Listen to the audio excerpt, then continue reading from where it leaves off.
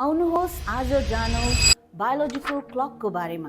हरेक महिलाहरू जन्मिँदा नै आफ्नो जीवनभरिका अन्डाहरू लिएर जन्मिन्छन्। जस्तै 10 देखि 20 लाखसम्म अन्डाहरू लिएर जन्मिन्छन् र किशोरी अवस्थामा पुग्दा पुग्दै ती अन्डाहरू 3 देखि 4 लाख मात्रै पुग्दछ र हरेक महिनाको महिनावारीसँगै केही अन्डाहरू सधैँको लागि हराउँदै जान्छ। उमेर बढ्दै जाँदा अन्डाको संख्या र गुणस्तर पनि घट्दै जान्छ।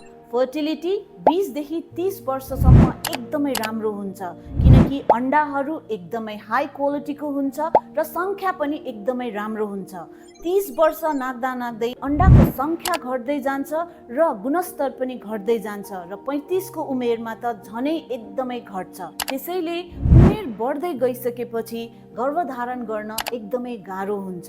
तर चिन्ता नलिनुहोस्, हामीसँग धेरै अप्सन्सहरू छ। जस्तै एग फ्रिजिङ, आफ्नो अन्डालाई हजुरहरूले फ्रिज गर्न सक्नुहुन्छ जसले समय अनुसार नै हजुरहरूलाई योजना बनाउन सहयोग गर्दछ। थप जानकारीको लागि फिस्टेल IVF एन्ड फर्टिलिटी सेन्टरमा आउनुहोला।